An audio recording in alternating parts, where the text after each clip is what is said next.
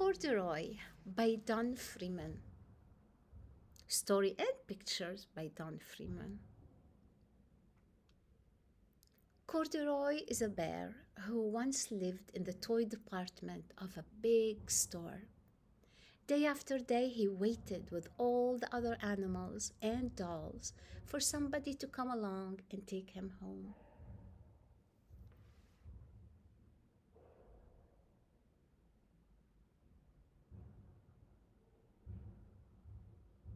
The store was always filled with shoppers buying all sorts of things, but no one ever seemed to want a small bear in green overall. Then, one morning, a little girl stopped and looked straight into Corduroy's bright eyes. "Oh, Mommy," she said, "look, there's the very bear I've always wanted." "Not today, dear," her mother sighed. "I've spent too much already. Besides, look, he doesn't look new. He's lost the button to one of his shoulder straps."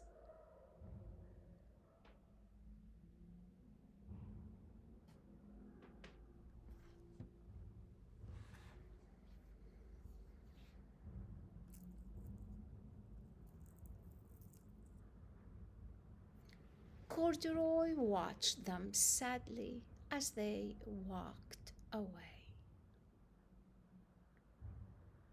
"I didn't know I lost a button," he said to himself. "Tonight, I'll go and see if I can find it."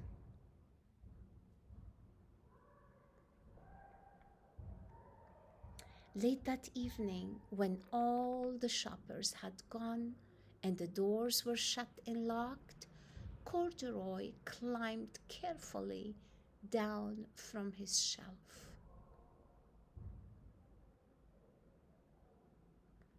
and began searching everywhere on the floor for his lost button. Suddenly, he felt the floor moving under him. Quite by accident, he had stepped onto an escalator, and up he went.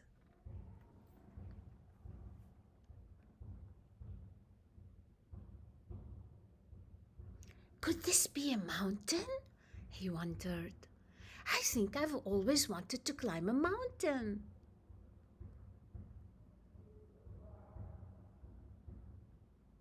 He stepped off the escalator as it reached the next floor, and there, before his eyes, was a most amazing sight.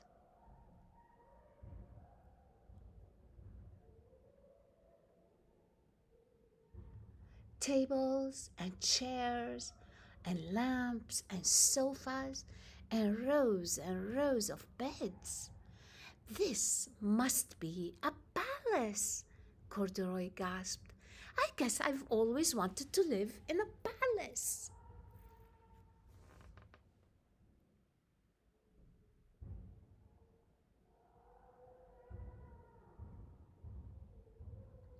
He wandered around, admiring the furniture.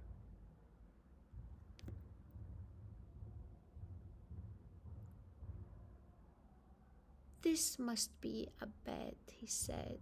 "I've always wanted to sleep in a bed."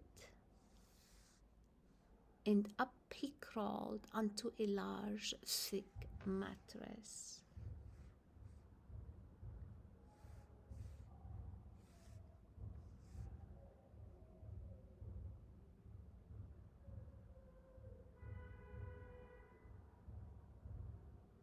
All at once he saw something small and round. "Why, here's my button!" he cried, and he tried to pick it up. But like all the other buttons on the mattress, it was tied down tight.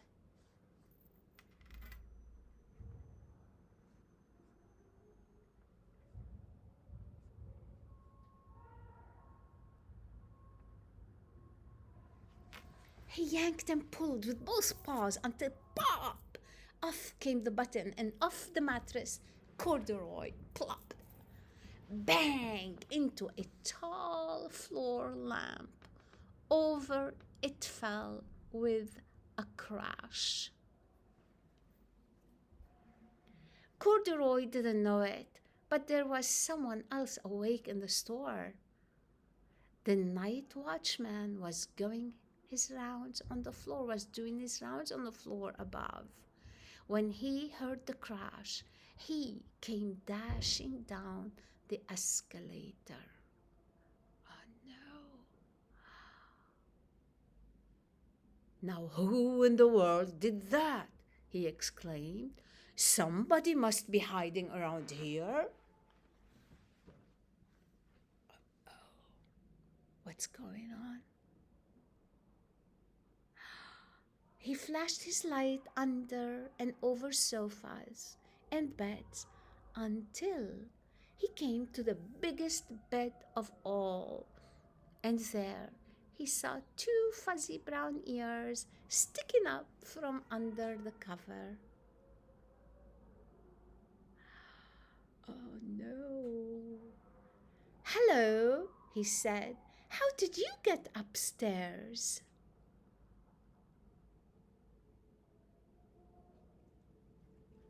The watchman tucked Corduroy under his arm and carried him down the escalator and set him on the shelf in the toy department with the other animals and dolls. Corduroy was just waking up when the first customers came into the store in the morning. And there, looking at him with a wide, warm smile, was the same little girl he'd seen only the day before. I wonder what's gonna happen. I'm Lisa, she said, and you are going to be my very own bear. Last night I counted what I've saved in my piggy bank, and my mother said I could bring you home.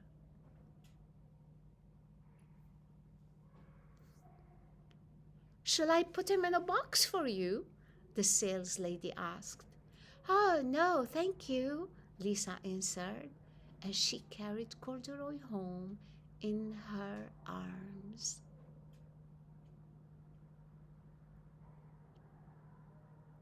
She ran all the way up 4 flights of stairs into her family's apartment and straight to her own room.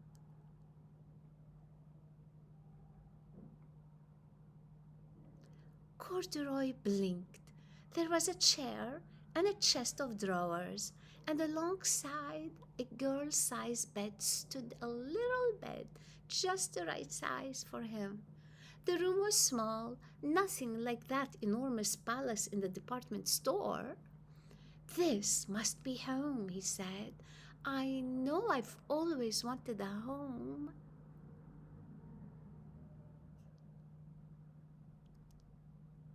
Oh, how sweet. It is a beautiful room, isn't it? Lisa sat down with Corduroy on her lap and began to sew a button on his overall, to sew a button on his overalls.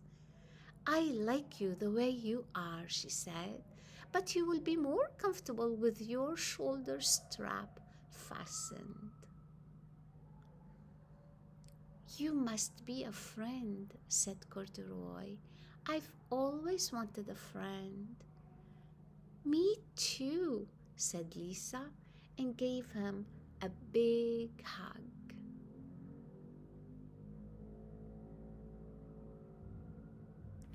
The end.